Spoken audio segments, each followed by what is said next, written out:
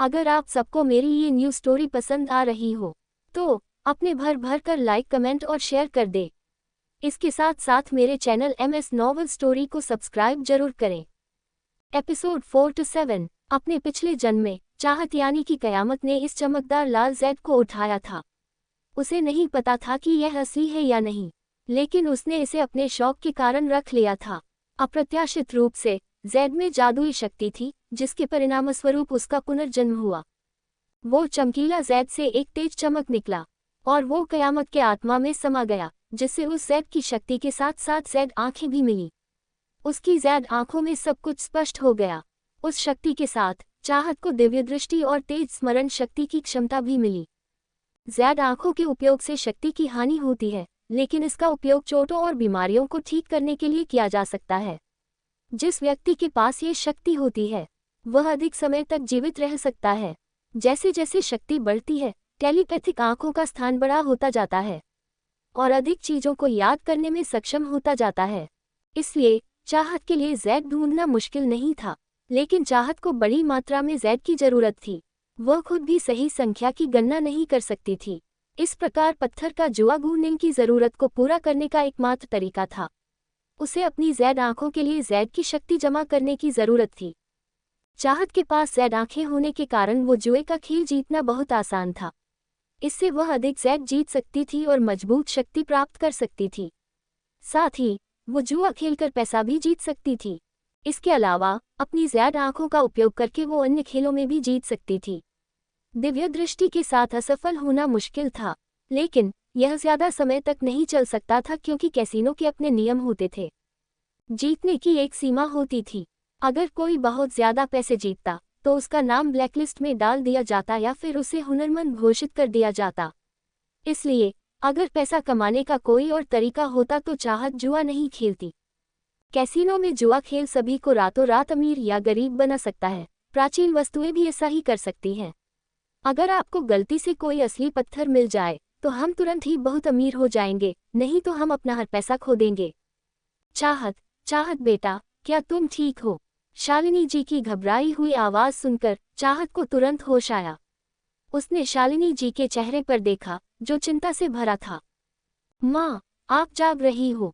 चाहत ने पूछा। शालिनी जी को राहत मिली, लेकिन वह थोड़ा चिंतित थी। मैं बहुत देर से जाग रही हूँ, लेकिन तुम विचलित लग रही थी। मैंने कई बार तुम्हारा नाम पुकारा है, तुमने कोई प्रतिक्रिया नहीं दी। मुझे लगा कि तुम्हारा दिमाग फिर से क्षतिग्रस्त हो गया है। चाहत को थोड़ी शर्म महसूस हुई। खैर, मैंने अपने विचारों पर ज्यादा ध्यान केंद्रित कर लिया। शालिनी जी ने आगे कुछ नहीं पूछा। वह केवल ये देखना चाहती थी कि उनकी बेटी ठीक है या नहीं। मुझे खुशी है कि तुम ठीक हो, मैं बस यही चाहती हूँ। शाम के 6 बजने वाले हैं। तुम क्या खाना चाहती हो? चलो मैं तुम्हारे लिए कुछ खरीद कर लाती हूँ, शालिनी जी ने पूछा। मैं बहुत ज्यादा चूजी नहीं हूँ, मेरे लिए कुछ भी ठीक है माम, चाहत ने जवाब दिया। शालिनी जी एक पल के लिए खामोश रही, फिर चाहत के लिए खाने का इंतजाम करने चली गई। चाहत बेड से उतरकर टहलने लगी। तभी एक डॉक्टर, जो सफेद कोट और मास्क पहने हुए तेजी से चल रहा था, उसने उसे धक्का दे दिया। चाहत लड़खड़ा गई, लेकिन उसने दीवार पकड़कर अपना संतुलन बनाए रखा। पहले तो चाहत नाराज हुई, लेकिन फिर उसने सोचा कि डॉक्टर शायद किसी इमरजेंसी में है और उसने उसे जानबूझकर नहीं गिराया। लेकिन जब उसने देखा कि डॉक्टर ने माफी नहीं मांगी, बल्कि उसे घूरकर देखा और भाग गया, तो उसे आश्चर्य हुआ। चाहत अवाक रह गई, लेकिन इसका कारण आदमी की माफी न मांगना या उसे घूरकर देखना नहीं था, बल्कि उसने आदमी की आंखों में गहरी नफरत देखी थी, जो उसके लिए नहीं थी। गूनिंग ने अपनी आंखें सिकुड़ दी और उस आदमी को देखा, जो अजीब था। अचानक चाहत ने आदमी की कमर में सफेद कोट के ऊपर से एक बंदूक छिपी हुई देखी। वह चिंतित हो गई। एक डॉक्टर अपने साथ बंदूक क्यों रखेगा? और वह आदमी पुलिस वाला नहीं, बल्कि बदला लेने वाला लग रहा था। हालांकि इसका चाहत से कोई लेना देना नहीं था, लेकिन वह पीछे नहीं हट सकती थी, क्योंकि उसे सच्चाई पता चल गई थी। यदि वह व्यक्ति सचमुच बदला लेने के लिए था, तो उसकी गोली से निर्दोष लोग घायल हो सकते थे। ये सोचकर गूनिन खुद को अनदेखा नहीं कर सकी। वह न तो भगवान थी, न ही वर्जिन मैरी, लेकिन वह निर्दयी भी नहीं थी, और वह जब तक संभव था मदद करने को तैयार थी। चाहत ने संदेह का पीछा किया और एक दफ्तर तक पहुंच गया। जब वह अंदर जाने वाली थी तो एक युवा महिला डॉक्टर ने उसे रोक लिया। चाहत ने संदिग्ध की हरकतों पर नजर रखी। अनजान व्यक्ति ने महिला डॉक्टर को देखकर बंदूक निकाल ली और उस पर तान दी। महिला डॉक्टर का चेहरा डर से पीला पड़ गया। इसके बाद संदिग्ध व्यक्ति ने उनसे बात की और महिला डॉक्टर नर्स के पीछे पीछे चली गई। चाहत ने देखा कि वे ऊपर की मंजिल पर चले गए। गलियारों में कम लोग थे क्योंकि वहां इवैल्यूएशन होता था। वे सीधे इमारत की सबसे ऊपरी मंजिल पर चली गई। वहां एक खुली काजल थी। वहां केवल अनजान व्यक्ति, महिला डॉक्टर और चाहत ही थे। अनजान व्यक्ति ने बंदूक थाम रखी थी और महिला डॉक्टर पर निशाना साधा था। वे दोनों बहुत करीब थे। अगर चाहत अनजान व्यक्ति को जल्दी से नहीं पकड़ पाती तो उसे खतरा महसूस हो सकता था और वह गोली चला सकता था, जिसका बुरा नतीजा हो सकता था। चाहत ने खुली बालकनी पर नजर डाली। एग्जिट डोर के दाईं ओर विविध सामानों का ढेर लगा था। चाहत ने खुद को ढकने के लिए इसका इस्तेमाल किया और उनके करीब चली गई। सुनो, क्या है ये? तुम क्या चाहते हो? बंदूक का सामना करते हुए महिला डॉक्टर कांप रही थी। मैं क्या चाहता हूँ? अनजान व्यक्ति ने गुस्से से अपनी नाक भान सिकुड़ा। फिर उसने गुस्से से भरी आंखों से कहा, रिया, ये सब तुम्हारी वजह से है कि मैं इस तरह से खत्म हो गया। मैं क्या चाहता हूँ? हॉस्पिटल ने मुझे नौकरी से निकाल दिया है। मेरी पत्नी ने मुझे दूसरे आदमी के लिए छोड़ दिया। ये तुम हो, ये सब तुम्हारी वजह से है। इस बारे में बात करते हुए उस महिला डॉक्टर यानी रिया को दुख हुआ। उसने तर्क दिया, ये सब आपके अनैतिक व्यवहार के कारण है। एक डॉक्टर के रूप में आपने बुनियादी नियमों का उल्लंघन किया। आपने मरीज के परिवार से पैसे गुप्त रूप से स्वीकार किए हैं और एक जीवन को अनदेखा किया है। मैंने बस एक व्यक्ति को बचाया है। चुप रहो, यह मेरा अपना मामला है। तुम्हें इसमें हस्तक्षेप करने का कोई अधिकार नहीं है। उस आदमी ने झपट्टा मारा। बंदूक पर उसका हाथ कस गया। अब किसी से मेरे खाते में 5 मिलियन रुपए ट्रांसफर करवाओ, नहीं तो मैं गोली मार दूंगा। किया अंदर से कांप रही थी। उसने बड़ी ताकत से निगलते हुए कहा, मेरे पास इतना कुछ नहीं है, लेकिन मेरे पास 2 मिलियन है। नहीं, मुझे कुल 5 मिलियन चाहिए। उस कुतिया ने मुझे ठीक इतने ही पैसे में छोड़ा था। मैं उसे उतने ही पैसे में वापस ले लूंगा। वो आदमी पागलपन की हद तक उत्साहित लग रहा था और गोली चलाने वाला था। इस बीच विविध सामानों की आड़ में चाहत उस आदमी की पीठ पर उससे 2 मीटर दूर चली गई थी। उस आदमी को भावनात्मक रूप से उत्साहित देखकर चाहत चौंक गई। उसे चिंता थी कि वह गलती से गोली न चला दे। वो आदमी अब असामान्य रूप से उत्तेजित हो गया था और बुरे काम करने का इरादा कर रहा था। उस आदमी ने आज जो किया वह अवैध था। अगर उसे आज 5 मिलियन भी मिल जाए तो भी उसे कानून द्वारा सजा दी जाएगी। उसके पास अपनी पत्नी को वापस पाने का कोई मौका नहीं होगा। इसके अलावा उसकी पत्नी भी उसके पास वापस नहीं आएगी। और दूसरा आदमी जिसने उस आदमी की पत्नी को 5 मिलियन दिए थे, वह जरूर बहुत अमीर आदमी होगा। अगर उस आदमी की पत्नी ने उसे पैसे के लिए छोड़ा था तो वह निश्चित रूप से उसके लिए एक अमीर आदमी को नहीं छोड़ेगी। उस आदमी की पत्नी को खतरा नहीं था, लेकिन अब वो आदमी शक के घेरे में था। उसे जल्द ही पकड़ लिया जाएगा और जेल में डाल दिया जाएगा। अगर उस आदमी की पत्नी उसके साथ रहना चाहती है तो वो उसे ढूंढते। चाहत को अब चिंता होने लगी थी कि रिया ने कुछ ऐसा कहा था जिससे वो व्यक्ति बेकाबू हो गया। वह व्यक्ति अपना नियंत्रण खो सकता था और गोलियां चला सकता था। फिर चाहत के पास उसे बचाव का मौका नहीं मिलेगा। तभी चाहत ने उस आदमी को एक्साइटेड होते देखा। रिया ने अपनी आवाज को तेज करते हुए उससे कहा, कोई बात नहीं, मैं 5 मिलियन को पोस्ट कर दूंगी, लेकिन मेरे लिए सिर्फ 2 मिलियन है और बाकी के लिए मुझे अपने परिवार को फोन करना होगा। उस आदमी ने इसके लिए पहले ही एक बार 5 मिलियन का भुगतान किया था, इसलिए वह जानता था कि एक बार फिर से मुझे पुलिस पकड़ लेगी और मुझे जय हो जाएगा। वह आदमी खुश होकर रिया की तरफ देखकर बोला, बहुत बढ़िया, अब जल्दी से तुम खुद यही मेरी आंखों के सामने फोन करो और फोन स्पीकर पर रहेगा, क्योंकि मैं खुद सुनूंगा। रिया अपना सिर हिला दी और तुरंत फोन लेकर कॉल करने लगी।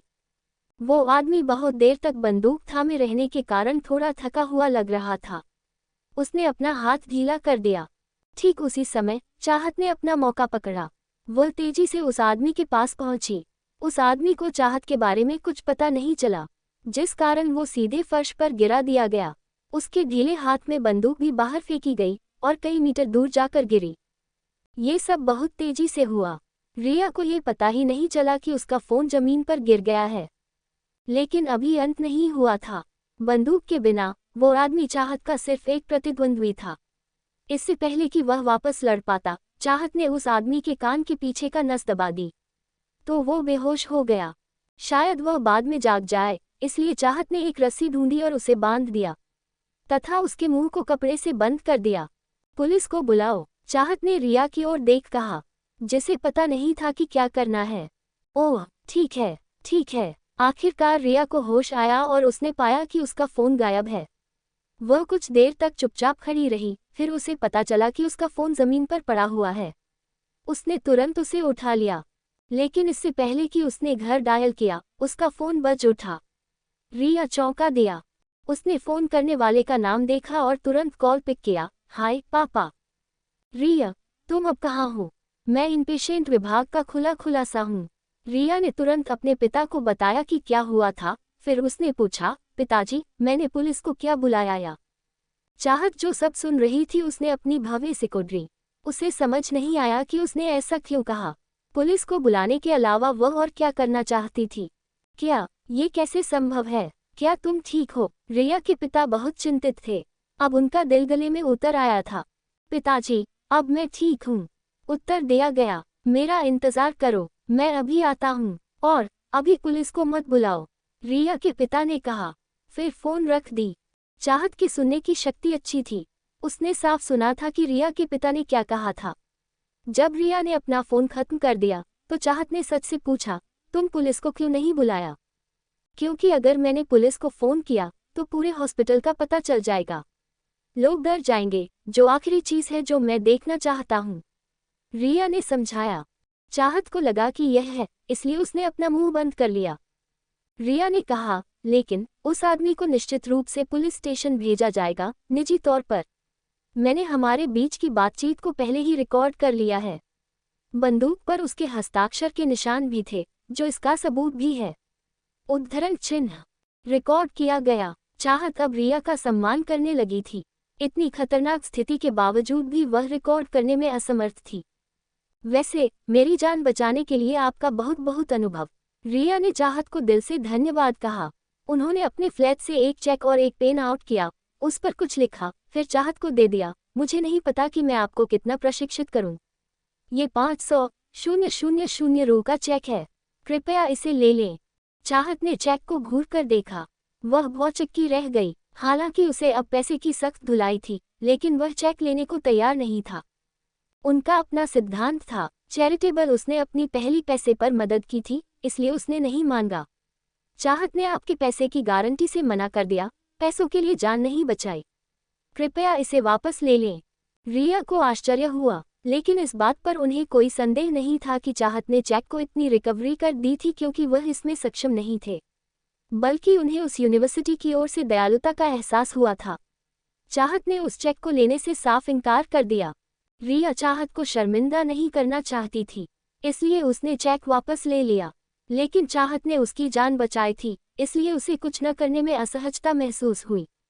रिया ने एक नाम कार्ड निकाला और चाहत को देते हुए कहा, चेक नहीं लेना चाहती हो तो चलो दोस्त बनो। यह मेरा नाम कार्ड है। अगर भविष्य में तुम्हें किसी चीज़ की ज़रूरत हो तो मुझे फ़ोन करना। जब तक मैं मदद कर सकती हूँ, मैं कोई कसर नहीं छोड़ूंगी। चाहत ने इस बार मना नहीं किया। वह लालची नहीं थी, बल्कि रिया सिर्फ उससे दोस्ती करना चाहती थी। अगर वह फिर से इनकार करती तो वह घमंडी लगती। उसे दोस्तों और नेटवर्क की ज़रूरत थी। बहुत बढ़िया, तो मैं इसे ले लूंगी। चाहत ने बिना किसी देरी के रिया के कार्ड स्वीकार कर लिया। चाहत को कार्ड स्वीकार करते देख रिया ने तुरंत अपना हाथ आगे बढ़ाया। आपसे मिलकर अच्छा लगा। मेरा नाम रिया सेन है। चाहत ने तुरंत उसका हाथ पकड़ लिया। तुमसे मिलकर मुझे भी खुशी हुई। मैं चाहता दीवान हूँ। इस तरह उनकी आधिकारिक मुलाकात हुई। माफ़ करें, मुझे अब जाना होगा। अगर मेरी माँ मुझे नहीं ढूंढ पाई तो वह चिंतित हो जाएगी। कृपया पुलिस को ना बताएं कि मैं इसमें शामिल हूँ। मैं किसी परेशानी में नहीं पड़ना चाहती। फिर इससे पहले कि रिया चाहत को कुछ जवाब दे पाती, चाहत तुरंत पलटकर वहां से चली गई। अरे, रिया ने चाहत को रोकना चाहा।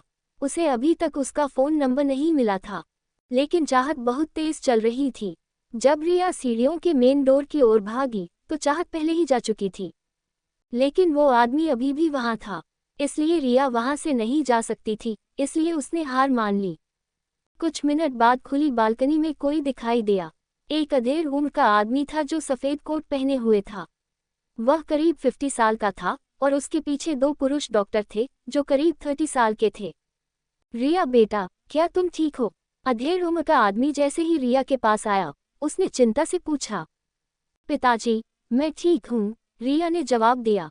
बहुत बढ़िया, ये बहुत बढ़िया है। रिया के पिता को आखिरकार अब राहत मिली, ये देखकर कि उनकी बेटी सुरक्षित है। फिर उन्होंने खुली बालकनी पर नजर डाली। वहां सिर्फ वो आदमी था जो अभी भी जमीन पर बेहोश पड़ा था, और कोई नहीं था। रिया के पिता ने पूछा, वह लड़की कहाँ है जिसने तुम्हारी जान बचाई है? ओह, वह इसलिए चली गई क्योंकि उसकी माँ को चिंता हो सकती थी, और वह ये भी नहीं चाहती कि पुलिस को उसके शामिल होने के बारे में पता चले। वह मुसीबत में नहीं पड़ना चाहती। रिया ने अपने पिता को बताया कि चाहत ने क्या कहा था। क्या तुमने उसका धन्यवाद किया? रिया के पिता ने फिर पूछा। मैंने उसे 500,000 मिलियन का चेक दिया, लेकिन उसने स्वीकार नहीं किया। फिर मैंने उसे दोस्त बनाने के लिए अपना नाम काट दिया। आखिरकार उसने स्वीकार कर लिया, रिया ने जवाब दिया। रिया के पिता भी आश्चर्यचकित थे। अब उन्हें चाहत के प्रति कृतज्ञता से ज्यादा सम्मान महसूस हो रहा था। वास्तव में, अगर चाहत ने पैसे ले भी लिए होते, तो भी वे उसे इसके लिए दोषी नहीं ठहराते, क्योंकि उसने वास्तव में उनकी बेटी की जान बचाई थी। शालिनी जी चाहता के वार्ड में आने से पहले ही वापस आ गई थी। उन्हें चाहत नहीं मिली और वह तुरंत चिंतित हो गई। उन्होंने सिबों का एक बैग गिरा दिया और अपनी बेटी को खोजने के लिए बाहर चली गई। लेकिन जैसे ही वह मरीज के कमरे से बाहर निकली, तभी चाहत वापस आ गई। शालिनी जी जानती थी कि उस पर जरूरत से ज्यादा प्रतिक्रिया की जा रही है, इसलिए उन्होंने चाहत को दोष नहीं दिया। यह एक शांतिपूर्ण रात थी। दूसरे दिन सुबह चाहत की रिपोर्ट आ गई। रिपोर्ट में कहा गया कि चाहत बिल्कुल स्वस्थ है और हॉस्पिटल से जाने के लिए तैयार है। परिणाम देखकर शालिनी जी को बहुत राहत मिली। उन्होंने तुरंत अपना सामान समेटा और घर जाने की तैयारी करने लगी। चाहत, मैं तुमसे मिलने आई हूँ। ठीक उसी समय दरवाजे के बाहर एक लड़की की आवाज सुनाई दी। ये रिया थी। चाहत को थोड़ी खुशी हुई, लेकिन ज्यादा नहीं। कल जो कुछ हुआ था, उसकी वजह से ये सामान्य बात थी कि उनसे मिलना हुआ, और रिया के लिए यह पता लगाना आसान था कि वह किस कमरे में थी, क्योंकि रिया उसी हॉस्पिटल में काम करती थी। जब रिया चली गई थी, तब रिया को एहसास हुआ कि चाहत या उसकी माँ इस हॉस्पिटल में एक मरीज होगी, या शायद वह और उसकी माँ किसी अन्य मेहमान को यहाँ देख रही थी। यदि चाहत रोगी संबंधित हो तो वह सूचना डेस्क से पूछ सकता था। यदि चाहत की माँ एक मरीज थी, तो उनके लिए इंडिकेशन थोड़ा मुश्किल होगा, क्योंकि उन्हें नहीं पता था कि चाहत की माँ का नाम क्या था। जब कोई काम वापस आया और घर के पास से डेस्क के बारे में जानकारी ली, तो उसने अपने सहकर्मियों से पूछा कि क्या चाहत नाम का कोई मरीज है। उसे आश्चर्य हुआ कि वह सही था, इसलिए वह आज सुबह उनसे मिलने गई। मिस रिया, स्वागत है। चाहत ने हल्की मुस्कान के साथ उनका स्वागत किया। ये तुम्हारी माँ होगी? चाहत ने गुमान की ओर देखा। हाँ, चाहत ने उत्तर दिया। आपसे मिलकर अच्छा लगा, चाहत की माँ ने कहा। इनका नाम रिया है और ये मेरी दोस्त है। चाहत ने अपनी माँ को रिया से मिलाया। फिर चाहत ने रिया को अपनी माँ से मिलाया। रिया कंफ्यूज थी कि वो चाहते कि माँ को क्या कहकर बुलाए। शालिनी जी की उम्र करीब 40 साल थी, जबकि रिया की उम्र 30 साल थी। शालिनी जी सब मिलाकर 10 साल बड़ी थी। अगर वह शालिनी जी को आंटी कहती तो शालिनी जी उसकी आंटी से छोटी थी, लेकिन अगर उसने शालिनी जी को बहन कहा तो यह अनुचित भी नहीं था, क्योंकि उसने कहा था कि वो चाहत की दोस्त थी। चाहत 18 साल की थी और वह 12 साल छोटी थी। यदि वह उसे आंटी दिखाने के लिए बोलती तो चाहत उसे स्वीकार नहीं करता है, और वह भी ऐसा नहीं करना चाहती।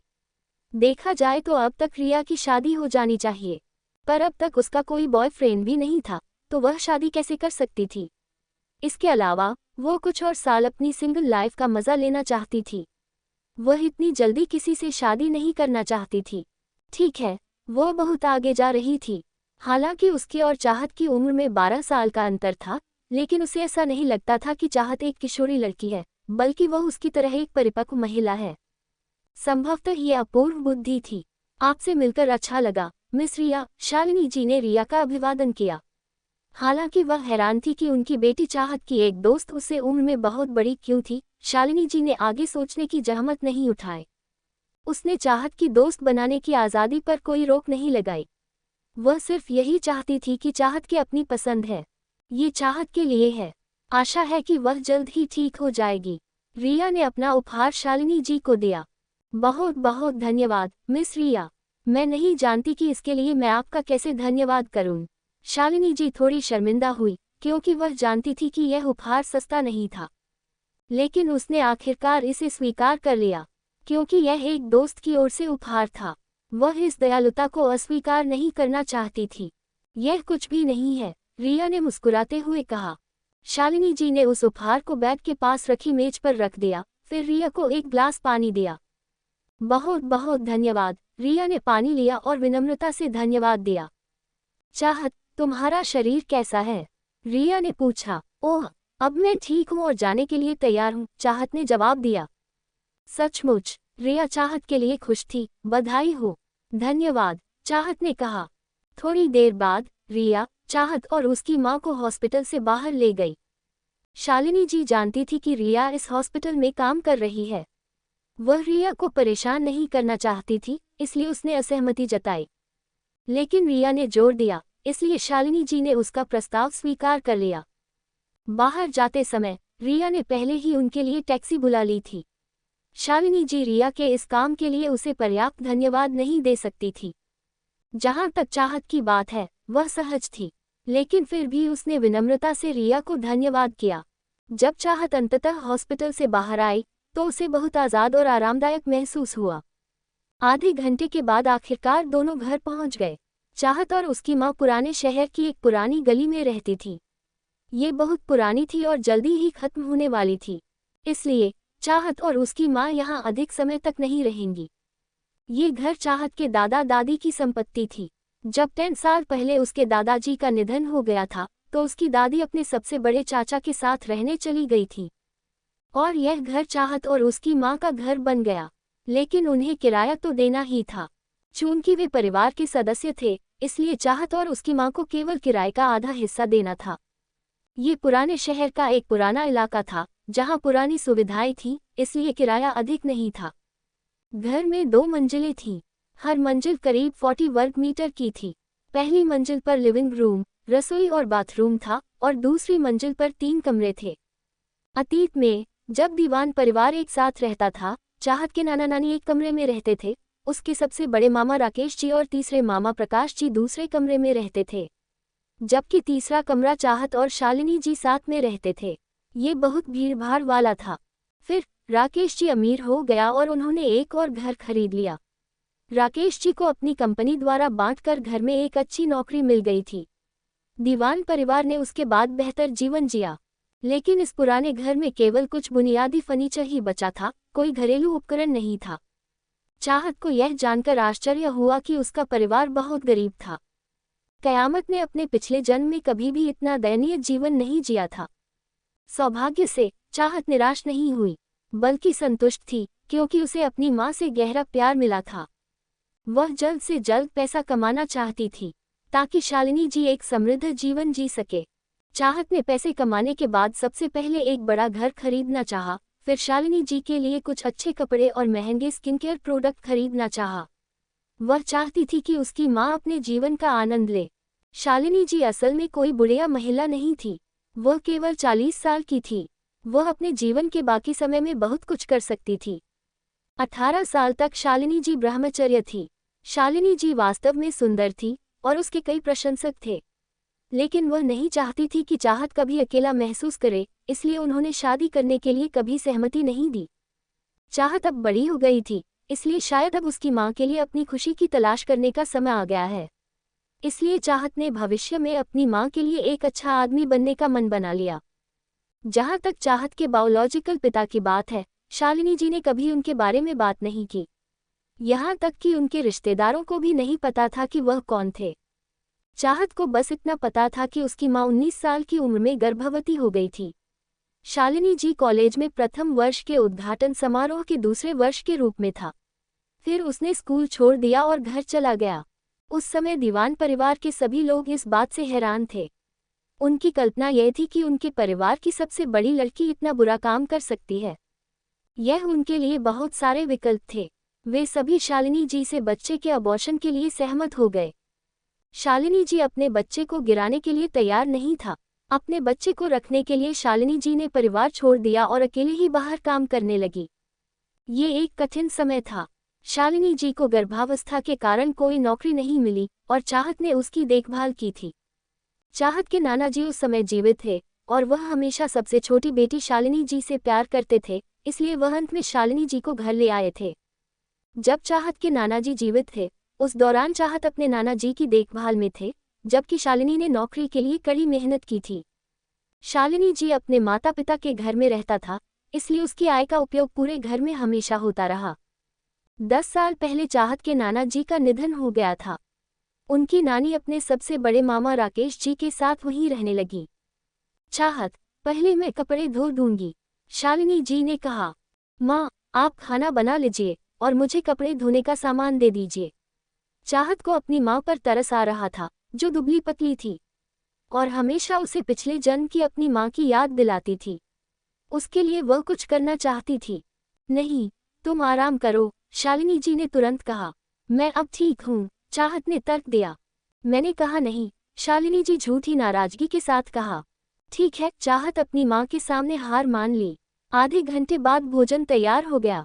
वे एक गरीब जीवन जीते थे, इसलिए भोजन बहुत सादा था। वे आमतौर पर फास्ट फूड नहीं खाते थे, क्योंकि चाहत अभी अभी हॉस्पिटल से बाहर आई थी। रात के खाने के दौरान शालिनी जी चाहत के लिए अच्छा हेल्दी फूड बनाया। चाहत ये देख भावुक हो गई और रोने लगी। असल में शालिनी जी को अब चाहत से अधिक पोषण की कमी थी। माँ, ये खाना काफी है, कृपया आप भी थोड़ा साथ खाएं। आपको भी इस खाने की जरूरत है। चाहत ने तुरंत शालिनी जी को अपने प्लेट से खाना दिया, क्योंकि शालिनी जी बस सूखी रोटी और थोड़ी सी सब्जी खा रही थी। शालिनी जी ने निश्चित रूप से कहा कि उसकी बेटी के दिमाग में क्या चल रहा है, लेकिन उसने कुछ कहा नहीं क्योंकि वो अपनी बेटी को चोट नहीं पहुंचाना चाहती थी। हालांकि वह दिल से दुखी थी। उन्होंने अपनी बेटी को एक अच्छा जीवन प्रदान करने में असमर्थ होने के लिए स्वयं को दोषी ठहराया। रात के खाने के बाद शालिनी जी ने चाहत से अपने कमरे में आराम करने का आग्रह किया। चाहत लेटना नहीं चाहता था, बल्कि अपनी माँ के साथ वॉक करना चाहती थी। वो बाहर जाकर अपनी ज़ेड मनी ऑनलाइन चाहती थी और कुछ जीतना चाहती थी। चाहत ने अपनी बचत के 500 रुपये और अपना यानी कि कयामत के रियल कार्ड को ऑनलाइन ढूंढ निकाला। वो ब्लैक कलर का ड्रेस पहनकर रेडी हो गई। माँ, मैं चलना चाहती हूँ और मैं जल्द ही वापस आ जाऊंगी। शालिनी जी चाहत के लिए चिंतित थी, क्योंकि चाहत अभी अभी हॉस्पिटल से डिस्चार्ज हुई थी। लेकिन अभी तुम्हें आराम की जरूरत है बेटा, तुम अभी अभी हॉस्पिटल से आई हो। कोई बात नहीं माँ, मैं अब ठीक हूँ। घूमना और धूप मेरे स्वास्थ्य के लिए भी अच्छा है, चाहत ने तुरंत कहा। लेकिन शालिनी जी अभी भी थोड़ा सा चिंतित था। माँ, मैं अब छोटी बच्ची नहीं रही हूँ, मैं अपना पूरा ध्यान रख सकती हूँ और मेरा फ़ोन मेरे पास है। अगर आपको चिंता हो तो आप मुझे फ़ोन कर सकती हैं, चाहत ने अपनी माँ को भरोसा देते हुए कहा। इतना बोल चाहत तुरंत अपने घर से बाहर निकल गई। आखिर चाहते क्या करने वाली है, जानने के लिए सुनते रहे रिबॉर्न ऑफ डेंजरस वुमेन। अगर आप सबको मेरी ये न्यू स्टोरी पसंद आ रही हो तो अपने भर भर कर लाइक, कमेंट और शेयर कर दे। इसके साथ साथ मेरे चैनल MS नॉवल स्टोरी को सब्सक्राइब जरूर करें।